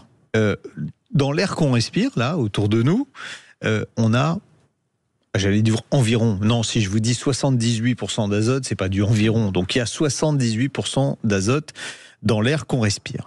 Qu'est-ce qui pose problème dans un pneumatique? Dans un pneumatique, on a une carcasse métallique. On a vu déjà avec le fameux Dominique S que les pneumatiques, même si c'est du caoutchouc, c'est pas étanche complètement. Donc l'air passe à travers et dans l'air, à 78% d'azote, il y a de l'oxygène. Et qu'est-ce que ça fait l'oxygène sur des câbles métalliques ? Ça fait de la rouille. Exactement. Donc, il y a de la corrosion. Alors, c'est pas votre pneu, il va pas rouiller du jour au lendemain. Attention. Mais se dire, tiens, je vais gonfler mon pneu à l'azote, normalement, devrait préserver le pneumatique et il se dégonflera un petit peu moins vite. Bon, ça, c'est pour le côté, ouais, c'est super de gonfler à l'azote. Bon. Ensuite, il y a une chose, j'ai déjà vu des gens gonfler leurs pneus à l'azote. Alors, dans certains centres auto, il y a des bonbonnes d'azote qui permettent de gonfler les pneus à l'azote. Déjà, c'est payant, alors que normalement, un gonfleur, ça doit être gratuit. C'est pas le cas partout, mais ça devrait être gratuit. Ce qu'il faut faire quand on gonfle un pneu à l'azote, c'est, si vous voulez, par exemple, 2,5 kg, c'est la pression du pneu, c'est 2,5 kg, vous montez jusqu'à 4 et vous dégonflez petit à petit pour être sûr d'avoir que de l'azote dans le pneumatique. Bon, ok, ça c'est bien. Ce que ne font jamais les gens. Mais encore faut-il le savoir. On est d'accord. Ensuite, après, vous avez une petite vanne qui est verte qui permet de voir que ça a été gonflé à l'azote. Quand vous êtes au fin fond du Larzac et que votre pneu s'est dégonflé, vous allez trouver une bonbonne d'azote pour le regonfler. Donc à partir du moment où vous remettez de l'air dedans, vous perdez tous les avantages du gonflage à l'azote. Ça a été une mode il y a une quinzaine d'années. D'un coup, les centres auto se sont dit, tiens, on va pouvoir facturer une prestation en plus. Le gonflage à l'azote, c'est super top, ça coûte 15 balles ou 20 €, je ne sais pas combien ça coûtait à l'époque. Donc ça leur a permis de gagner un peu plus d'argent. Mais je vous le dis comme je le pense, à part pour une voiture de course, où ça peut être efficace, sinon pour la voiture de Monsieur Tout-le-Monde, ça ne sert à rien. Il est quand même mieux de vérifier régulièrement la pression de ses pneumatiques. Tous les mois, au moins. Voilà. Question du coup qui est arrivée sur la page Facebook de Patrice. On en profite. Bonjour Laurence, bonjour Jean-Luc, bonjour à tous, dit Patrice. Ma question qui concerne les pneus d'un SUV, comme quoi, vous voyez, ça tombe bien. À transmission intégrale, dois-je changer les 4 pneus en même temps ? Est-ce que les roues doivent être à la même pression ? Alors ça dépend. Et c'est une réponse de Normand, ça. Une réponse de Normand. Parce que vous avez des SUV à traction intégrale avec un essieu arrière électrique. C'est-à-dire vous avez un moteur thermique à l'avant. En général, c'est de l'hybridation. Vous avez le moteur thermique à l'avant et l'essieu arrière est entraîné par un moteur électrique. Il n'y a pas de liaison mécanique entre les deux. Donc, ils peuvent tourner à des vitesses différentes. Il peut y avoir de légères différences. Donc là, changer les 4 pneus, c'est pas nécessaire. Maintenant, si vous avez un vieux Nissan Patrol avec une bonne vieille transmission, avec un bon gros 6 cylindres diesel et une bonne vieille transmission rigide, là, il faut changer vraiment vos 4 pneus en même temps, pour pas qu'il y ait des efforts qui soient déséquilibrés sur la transmission. Bon, ben voilà, réponse. On a Stéphane qui dit... Il est moins fatigué qu'au début, notre Jean-Luc. Comme quoi, la radio, c'est un bon médoc. On parle auto, c'est le meilleur médoc. Merci beaucoup de ces informations, l'ami Jean-Luc. Et puis, puisqu'on vient de parler pneus au début avec Muriel Blancheton pour les Awards, et là, par rapport aux 2 questions, on en profite aussi pour saluer tous les clients qui aiment les pneus, qui nous envoient des questions. Vous pouvez le faire, je participe. C'est vrai qu'au début, c'était pas gagné. Moi, j'avais quelques remarques d'auditeurs qui disaient une rubrique sur les pneus, on s'en fout. Et puis en fait, on se rend compte qu'il y a beaucoup de questions sur les pneumatiques. Premier élément de sécurité d'un véhicule, puisque c'est le seul point de liaison avec la route. Et j'en parlais avec tous les professionnels jeudi soir à la remise des Awards, en parlant de vous, en disant il est bloqué dans les avions à cause de la grève des aiguilleurs du ciel, on va le dire. On peut le dire. Voilà. Et donc j'ai pris la parole pour nous deux en expliquant effectivement que cette chronique plaisait beaucoup, on avait plein de questions. Donc, amis professionnels du pneu, voilà, venez parler aussi de vos innovations dans l'émission. Allez, on fait une pause, et puis dans quelques instants, après les pneus, on va parler vidange. Voilà, après le... GS27, spécialiste des soins auto, moto et vélo depuis 1968. GS27, l'excellence française pour l'entretien de vos véhicules. À découvrir sur gs27.com. GS27 présente...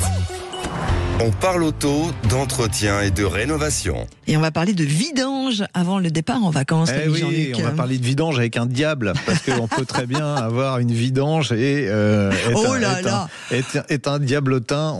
Même malade, cet homme a encore son esprit.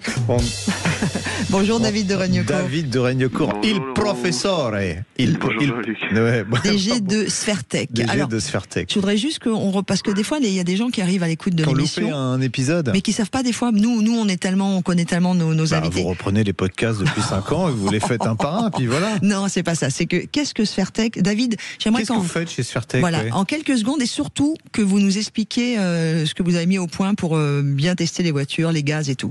Ah bah oui, c'est gentil d'en parler. Effectivement, en plus c'est l'actualité avec la fin des feux. Tout le monde attend qu'on mette en avant notre solution. En fait, Sfertech crée des outils de diagnostic. Et en particulier, on a inventé un système de diagnostic moteur qui ressemble à une prise de sang au travers d'une analyse de gaz. Ça s'appelle l'éco-diagnostic. On arrive à voir l'état de santé d'un moteur. Et en fait, on arrive à distinguer des dérives avant que ce soit grave et avant qu'un voyant s'allume.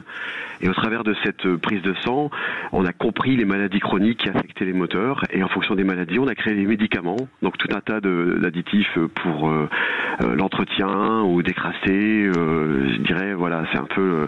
on est pharmacien, docteur et laboratoire d'analyse, quoi. Donc voilà un petit peu l'histoire de Sfertech. On crée des solutions de diagnostic et d'entretien moteur. D'accord. Bon, alors on va pas reparler des diagnostics, mais on va parler de lubrification, parce que vous avez parlé de prise de sang, mais c'est vrai que l'huile, c'est le sang du moteur, en fait. Mais clairement, on va parler des huiles essentielles, alors. Oui.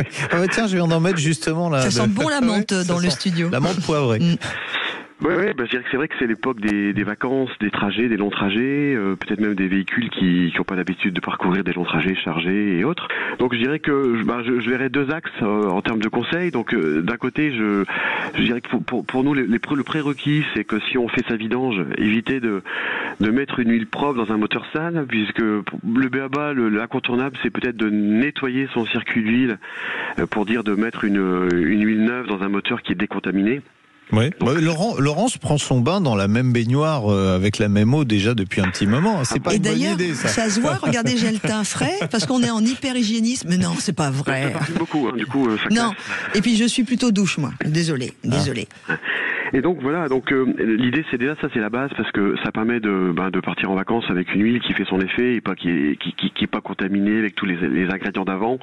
Donc ça c'est la base. Donc on en avait déjà parlé, on va rappeler, parce qu'il y a différents produits qu'on peut rajouter justement pour nettoyer le moteur. Il faut faire gaffe à ce qu'on va mettre dedans. Voilà, il faut mettre un produit qui contient pas de solvant. Voilà, il faut un détergent dispersant, ça s'appelle nettoyant circuit d'huile. On met ça dans la vieille huile. Finalement, au lieu de jeter sa vieille huile dans la vidange par une vidange, on lui redonne une seconde vie. On lui donne, on va dire, une capacité à être une huile de rinçage et de de tout nettoyer. Et quand on la vidange, on élimine tous les hydrocarbures, tout ce qui la contaminait, quoi, tout ce qui contamine le circuit. Donc ça c'est vraiment un incontournable si on veut partir sur une bonne base. C'est bête de mettre une huile propre dans un moteur sale. Ouais. Bon, ensuite, je vais le redire, mais ça paraît tellement évident qu'on se dit mais pourquoi il nous dit ça? On respecte les préconisations du constructeur. Aujourd'hui, il y a des préconisations en matière de lubrifiant qui sont très spécifiques. Il y a des moteurs qui nécessitent un type d'huile particulier. Complètement. Alors que ça, c'est le b.a.-ba. Il faut vraiment respecter ça parce que c'est la préconisation. Et puis en plus, si vous faites les gens font les entretiens dans les garages, ils s'y tiendront parce que voilà. Sinon, s'il y a un problème, c'est le dernier intervenant qui prend. Après, voilà, si les gens, si les usagers font eux-mêmes leur vidange, bien respecter aussi le fait de pas mettre trop d'huile. Des fois, les gens ont bonne conscience, ils disent tiens, je vais mettre le niveau maximum. En mettre un peu plus, comme ça, je suis tranquille. Bon, ça surtout pas. C'est une bonne idée. Ça crée des surpressions qui fait que ça pousse sur les joints, ça crée des fuites d'huile. En plus, sur un diesel, un moteur peut s'emballer avec un excès d'huile. On a aussi des... Alors on va dire, tiens, David, au cas où ça arriverait à ceux qui nous écoutent, là, un moteur diesel qui s'emballe, la solution ça sert à rien de débrayer, parce que le moteur il continue à s'emballer. Il faut faire quoi? Eh ben, bien sûr, faut voir où on est sur la route. Et alors, évidemment, sur la route, si on peut s'arrêter, l'idée c'est de se mettre en troisième et puis de caler la voiture, quoi. Il faut arriver à la caler. Ouais. Parce qu'en fait, sur un diesel, c'est pas en coupant la clé de contact que le moteur s'arrête, sauf si la voiture est équipée de ce qu'on appelle un volet, un poumon qui coupe l'air, qui asphyxie le moteur, et là, elle pourrait s'arrêter. Sinon, il faut la caler, il faut se mettre en troisième et caler, quoi, volontairement. Et comment vous faites là? Vous êtes en troisième, vous êtes sur l'autoroute, par exemple. Et puis vous n'accélérez plus, puis vous freinez, ce qui fait qu'en freinant à fond sur les freins et en étant sur un rapport trop élevé, en étant à 10 km/h et 5, la voiture elle va caler, quoi. Bon, alors il y a le petit Jean-Luc qui est pas complètement malade qui dit mais et si j'ai une boîte automatique? Ah bah alors là, c'est une prière. Oh non. Oui, conseil. D'ailleurs, on peut acheter des Saint-Christophe dans les stations-service. Mon Dieu. Ouais. Là, c'est vrai qu'avec une boîte automatique, c'est beaucoup plus compliqué. Là, vous allez tuer votre moteur, en fait, parce que vous pourrez arrêter la voiture. Ça, il n'y a pas de problème. Mais lui, il va continuer à s'emballer et il va exploser. Et c'est dû à quoi, ça? Pourquoi ça s'emballe, du coup? Parce qu'en fait, de l'huile, on va dire, c'est un combustible. C'est comme du fioul lourd, si je puis dire, mais vraiment très lourd. Et en fait, ce qui se passe, c'est que quand on met trop d'huile, l'huile remonte par les segments et en fait, ça passe au travers, ça rentre dans la chambre de combustion et ça auto-alimente le moteur par un carburant, par une injection de carburant, j'ai envie de dire, supplémentaire. Et du coup, ça crée une sorte de suralimentation et du coup, le moteur ne s'arrête plus. Il en prend autant qu'on veut lui en donner, quoi. C'est fou, mais c'est comme ça. Ça t'est déjà arrivé, Jean-Luc? Non, jamais. Non. Il faut vraiment mettre beaucoup d'huile pour arriver à ça. Les huiles, les différents types d'huiles. On nous parle aujourd'hui, on dit voilà, il y a des huiles de synthèse. Une huile de synthèse, ça fait tout. C'est mieux partout. C'est vrai ou c'est pas vrai? C'est toujours mieux. Alors le piège, c'est que on voit des fois des usagers se faire avoir, en façon de parler, on voit des huiles semi-synthétiques.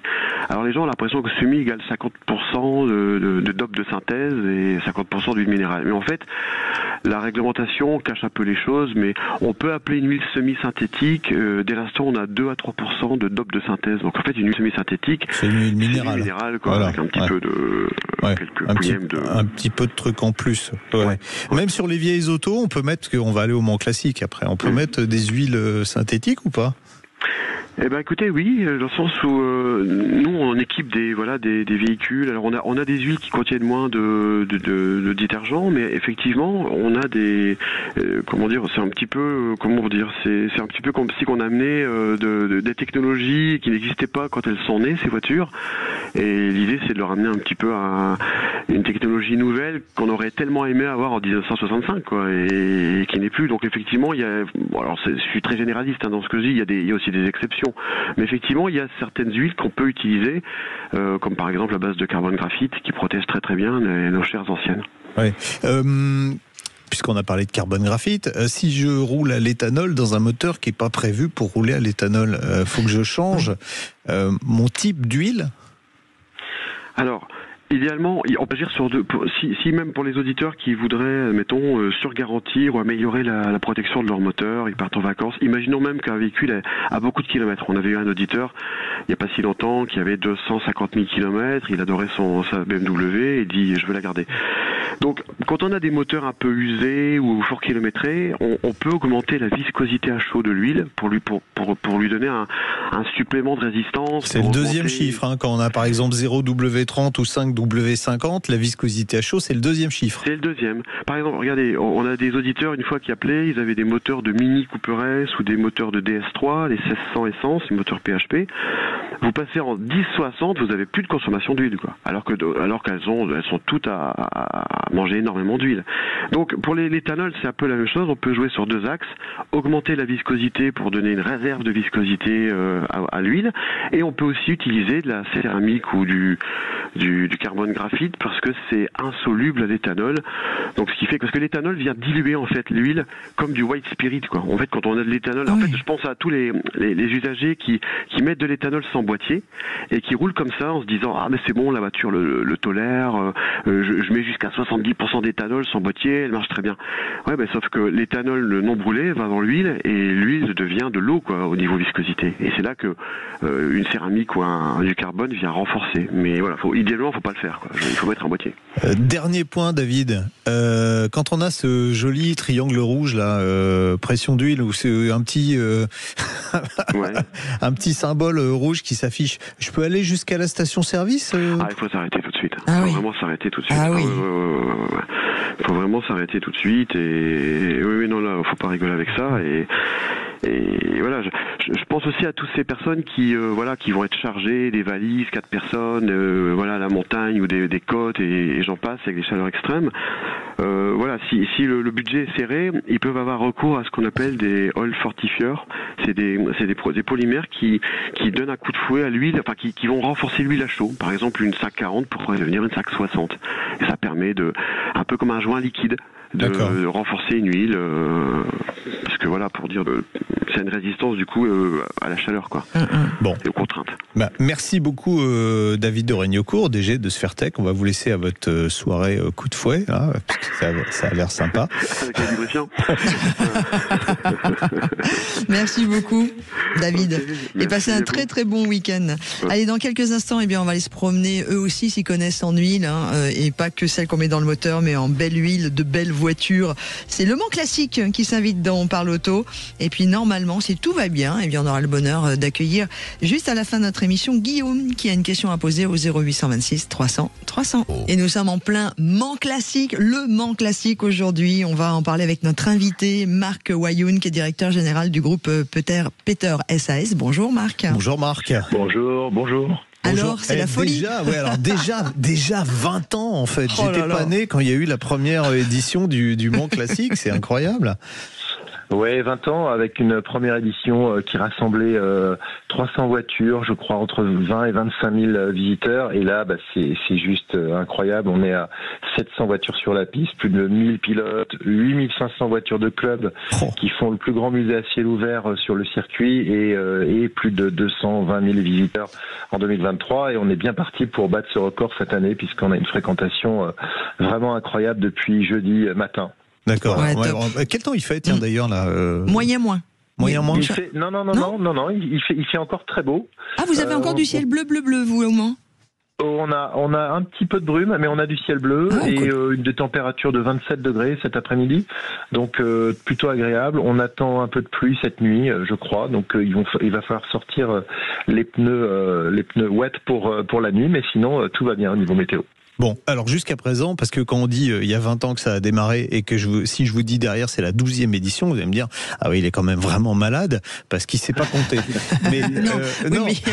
En fait, c'est pas ça, c'est que il y avait c'était auparavant une année sur deux, on est d'accord, et là vous venez d'annoncer cette semaine, enfin j'allais dire, qu'il y aura le Mans Classique tous les ans avec deux formules un petit peu différentes.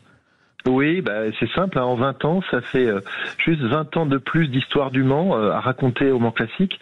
Donc les plateaux sont pleins aujourd'hui, on ne peut pas rajouter de plateaux supplémentaires et on a décidé effectivement de faire deux éditions bien distinctes et de passer de 6 en fait à 10 plateaux. 5 plateaux sur une édition qui va s'appeler le Mans Classique Héritage, donc les voitures les plus anciennes des années 20 jusqu'aux années 70, qui va un plateau qui plus vintage, plus revival, avec l'esprit d'époque, des décors, etc. Et puis un Mans Classique un peu plus récent. Alors on démarre en 76 sur la deuxième édition Mans Classique, on appelle le Mans Classique Légende, c'est 76 jusqu'à 2015, c'est-à-dire toute l'histoire récente du Mans, mais n'oublions pas, les voitures de 76 ont 50 ans l'année prochaine. Oh, c'est incroyable. Voilà, moi, ça me fait peur de me dire que je vais avoir 50 ans dans quelques années. Non, mais tu les fais pas, tout va bien. C'est ça. Et puis tout ça, c'est dans la tête, tu sais. Marc, ça se déroule comment les événements au Mans Classique? Alors, il y a un paddock, comment, si je suis touriste lambda, qu'est-ce que je peux voir? Qu'est-ce que je dois aller voir? Alors déjà, il y a un village avec énormément d'exposants, des dédicaces de pilotes, des restaurants, il y a même un barbier, un coiffeur, il y a plein de choses à découvrir dans le village, mais il y a surtout les paddocks. Donc les paddocks retracent donc toute l'histoire du Mans, puisque toutes les voitures qui vont prendre le départ sont accessibles grâce au pass paddock. Vous pouvez vous déambuler, voir les pilotes, les mécaniciens, les voitures, vous approcher des voitures, les entendre démarrer, ce qui est quand même assez unique. Parce que aujourd'hui, en course moderne, vous avez beaucoup plus de difficultés à accéder les paddocks. Vous voyez les voitures de loin. Oui, sauf à être journaliste triplement accrédité, mais autrement, c'est pas facile. Exactement. Là, l'avantage vraiment du Mans Classique, c'est que vous avez une immersion totale. Vous êtes visiteur, vous voyez l'après-grille, vous voyez les 6 paddocks plus les 3 courses support. Donc il y a de quoi vraiment s'immerger totalement. L'expérience visiteur est extraordinaire. Tout le monde le dit. Vous avez aussi tous les points d'accès pour voir les courses. Vous pouvez aller au Tertre Rouge. Il y a une nouvelle aire qui a été aménagée par l'ACO qui est magnifique. Vous pouvez avoir un accès aux tribunes. Voilà, vous avez aussi bien sûr si vous êtes partenaire ou vous prenez un pack privilège, vous avez des superbes hospitalités pour être en bord de piste et voir la course en mangeant ouvrant vos restaurants. Donc c'est vraiment une belle expérience pour les visiteurs et un spectacle pour les yeux parce que au final il y a 6 plateaux qui se succèdent, qui retracent chacun une partie de l'histoire du Mans. Donc les avant-guerre, ensuite petit à petit on se rapproche des années 80. Donc c'est vraiment un spectacle permanent sur la piste. Oui, vous avez votre casquette de guide avec vous, la marque, parce que j'aimerais que vous nous donniez quelques explications sur des véhicules, alors on va dire exceptionnels. C'est peut-être même pas assez fort comme mot, mais il y a des voitures magnifiques. Qu'est-ce qu'il faut voir si j'y connais rien et que je suis avec belle maman et qui veut voir des belles voitures qui font vroom vroom? Ah ben écoutez, vous pouvez aller vous balader dans le paddock du plateau 1, vous verrez des Bugatti 37, vous verrez des Alfa Romeo 8C, des Bentley qui ont vraiment illustré les premières victoires des 24 heures du Mans. Ensuite, les plateaux d'après-guerre, vous allez admirer les Jaguar Type C, les Ferrari 250 GT Short Wheelbase par exemple dans les années 60.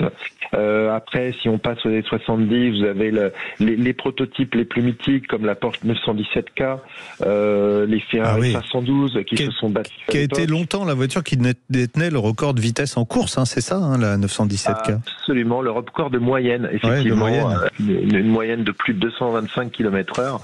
Vous imaginez, 225 de moyenne sur 24 heures. C'est juste incroyable. Ouais, il n'y avait pas de radar à l'époque au bord de la piste. Après, rigolez pas, il y en a aujourd'hui. Il y a des courses support qui sont vraiment intéressantes, en particulier un plateau de support, donc qui n'est pas encore un plateau officiel qui va rentrer dans le Mans Classique 2026, mais le plateau d'Endurance Racing Legend reprend toutes les voitures qu'on appellerait peut-être des young timers aujourd'hui pour les populations un peu plus jeunes. Ce sont les voitures qui ont couru dans les années 2000. Vous allez retrouver des Ferrari 430 en GT, vous allez retrouver des Aston Martin, mais aussi en proto, les fameux proto Pescarolo, les Audi R8. Vraiment des voitures qui ont fait rêver des jeunes générations et qui ont un succès incroyable au Mans Classique. On voit un public beaucoup plus varié, beaucoup plus large qu'avant, et c'est ça qu'on aime en plus, et c'est ça qu'on veut encourager en ayant ces 2 éditions où, comme je dis souvent, l'édition vintage, c'est les parents qui vont emmener les enfants voir ce qui les a fait rêver, et l'édition légende, c'est les enfants qui vont emmener leurs parents en disant regarde papa, regarde maman, ça c'est une Audi R8, j'en ai rêvé quand j'avais 10 ans et que je regardais 24 heures du Mans, et je trouve que c'est ça vraiment qu'on cherche en fait. Ouais. Combien ça coûte, tiens, pour finir? Alors, tout dépend du pass que vous avez, mais grosso modo, pour moins de 100 € par personne, 80 € à peu près, vous avez déjà un très bel accès. Vous pouvez vraiment prendre du plaisir, regarder les voitures, faire le tour du village. Voilà, c'est vraiment, c'est pas non plus. Et puis vous avez inclus dans cet accès, bien sûr, les concerts qui font vraiment la différence cette année. On a mis le paquet là-dessus. On a Kavinsky. On a eu Kavinsky hier, un énorme succès. Je peux vous dire, j'ai vu. Marc, je vais devoir vous couper la parole. Je suis désolé, mais on arrive à la fin. Non, mais Céron ce soir, venez voir. Ah bah voilà, Céron, Supernatural. Ouais. N'hésitez pas à prendre tous les renseignements d'ailleurs sur le site du Mans Classique, est magnifique. Voilà, il y a tout ce qu'il faut. Merci beaucoup, Marc Arienne. Merci Marc. Directeur général du groupe Peter SAS. Tout de suite, on va accueillir, pour finir, Guillaume. Sud Radio, on parle auto. Quelle auto choisir? Bonjour Guillaume. Bonjour Guillaume. Bonjour Laurence, bonjour Jean-Luc. Bon, alors vous êtes dit, tiens, il fait beau, donc ça y est, je craque. C'est ça un peu. Un petit cabriolet. En gros. C'est ça, et l'âge aidant, les enfants partant, on se retrouve à 2 et on se pose la question de, ça fait longtemps qu'on aimerait avoir un cabriolet, et on se dit que ça serait peut-être le moment de craquer. De toute façon, alors vous pourrez pas acheter un cabriolet neuf parce que sauf à acheter une Ferrari, une Porsche ou une Aston Martin, il n'y a plus de cabriolet accessible. Aujourd'hui, les premiers cabriolets, c'est à 70 000 euros. C'est MG qui propose, d'ailleurs, c'est un cabriolet électrique. J'attends avec impatience, je n'ai pas essayé encore. Moi, je l'ai essayé. Pour une fois, j'ai essayé. Ah oui, et c'est très bien. J'ai pas essayé encore. Donc, j'attends avec impatience de pouvoir essayer ça. Donc, vous voulez vous reporter sur une voiture d'occasion, c'est ça ? Oui, d'occasion. On a un budget entre 20 et 25 000. Alors, on avait vu... il y a Mini encore quand même qui fait des petits cabriolets. Ouais. On a vu la MX-5 bien sûr, une série 2, cabriolet d'occasion. L'avantage de la Mini et de la série 2, c'est que vous êtes en 4 places 2+2, mais dit les enfants sont partis, donc vous en fichez d'avoir 2 places en plus derrière. Voilà. Ce qu'on veut surtout, c'est une voiture fiable qu'on puisse utiliser au quotidien, parce que ça sera notre...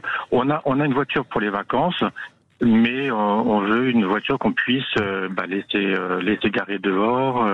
Si le critère numéro 1, si le critère numéro 1 c'est fiable, vous oubliez tout et vous restez sur la MX-5 Mazda. C'est vraiment la voiture. Alors ça a déjà été le cabriolet le plus produit de l'histoire. Je sais pas où il en est maintenant, mais il doit avoir dépassé le million d'exemplaires. Il y a eu plusieurs séries, c'est pas un million d'exemplaires en une série. Et surtout, c'est une voiture qui veut pas mourir. Même si vous l'entretenez pas, c'est hyper fiable. Alors attention, je dis pas qu'il faut pas les entretenir. Il faut d'ailleurs être assez prudent quand on en achète une assez ancienne, de bien regarder les points délicats. On trouve tout ça sur Internet, donc je vais pas vous expliquer ça, mais moi, clairement, avant qu'elle disparaisse du catalogue, parce qu'il y a un moment, elle va forcément disparaître du catalogue. Or, c'est une voiture avec le moteur 1,5 litre, la 132 chevaux, qui est une voiture plaisir à conduire. C'est surtout ça. Vous avez roulé avec ? Oui, on l'a essayé. On a vu un modèle. Là, on trouve des modèles. Donc le dernier modèle, la ND, on commence à en trouver autour de 20 000, 20, 22 000. J'en ai vu une qui a 50, 35 000 kilomètres. Ah ouais, non mais allez-y. En plus, vous focalisez pas sur la conso qui est annoncée par le constructeur, parce que en fait, la MX-5 en homologation est une voiture qui ne trichait pas. Donc quand on vous annonce une conso de 6 litres et demi, vous ferez une conso de 6 litres et demi. C'est pas un truc sur un test qui était pour lequel la voiture était complètement optimisée. Donc c'est relativement sobre. Le châssis est très vif, c'est hyper fiable quand on l'a dit. C'est vraiment la voiture plaisir. Le seul gros problème que je vois dans ce que vous m'avez raconté, c'est que votre femme, elle va vous la piquer tout le temps. Pardon. Oui, ça c'est le risque. Ah bah voilà. Est-ce qu'il y a quelque chose à savoir ? Est-ce qu'il y a quelque chose à savoir au niveau pour un cabriolet qui dormirait dehors, entretien ? Est-ce qu'une capote ça s'entretient par exemple ? Une capote ça se nettoie de temps en temps. Alors ça se nettoie avec des produits spécifiques pour les capotes. Attention, ce qui permet de voiture. Ce qui permet d'étanchéifier la capote en question. Voilà. Bon, je vous conseille. Après, qu'est-ce qu'il faut regarder ? Sur un cabriolet, commencez à regarder s'il n'y a pas un trou dans la capote, un endroit ou un autre. Vous regardez la vitre arrière, mais sur un modèle relativement récent, normalement, ça devrait aller. C'est pas des modèles. Vous avez combien de kilomètres, celle que vous avez vue ? 35 000. Elle n'est même pas finie de roder. Ouais. Alors, donc, et le prix 22 000. Ah ouais, non. C'est bien ou vraiment pas ? C'est le meilleur rapport prix-plaisir. Parce que une BM série 2 cabriolet, c'est très bien. Sauf que quand vous allez chez BM pour faire l'entretien, et il y en a plus que sur la MX-5, vous allez me rappeler derrière en me disant « Jean-Luc, j'ai un petit problème, il faudrait m'envoyer un chèque. » Voilà. Et puis vous aviez mis dans votre liste l'Audi TT Roadster, et là je vais tout de suite vous arrêter. On va finir l'émission sur ça. Pourquoi ?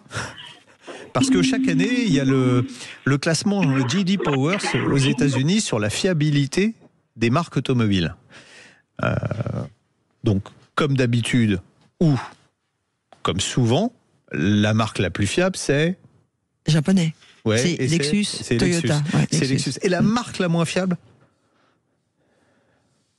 C'est une européenne? Oui. C'est une française? Non, on vient d'en parler un instant. Audi. C'est Audi. Non. Ah ouais. Ça fait mal quand on voit le prix des voitures et qu'on se dit que les voitures les moins fiables, et J.D. Power, c'est des gens vraiment sérieux. C'est pas, c'est pas de l'étude faite à la petite semaine. Donc, ça peut dégoûter. Et c'est sur quoi le manque de fiabilité?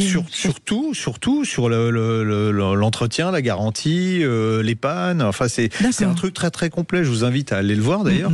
Là, en tête du classement, c'est Lexus suivi par Toyota, et en bas de classement, c'est Audi avec Volvo au-dessus. Vous voyez, c'est surprenant quand même. Donc, en tout cas, pour notre ami Guillaume, à fond sur la Mazda. Ah ouais. Bah voilà, Guillaume. Oui, le Huawei est sorti du cœur. Bah oui, évidemment. On vous embrasse, Guillaume. Moi aussi, bon week-end. Merci Guillaume. À tous les auditeurs. Merci beaucoup et bon week-end de... Si on avait eu Dominique S avec nous, il en avait une MX-5. Bon week-end de guérison, mon ami Jean-Luc. Bah oui, je crois que je vais on va aller se coucher et puis on va peut-être appeler le médecin quand même. Au lit. Allez, merci à Zach d'avoir été au standard, à Anthony d'avoir réalisé ce rendez-vous. Merci à vous d'avoir été avec nous et puis on se retrouve pour la dernière de la saison samedi prochain en direct. Sud Radio, on parle auto.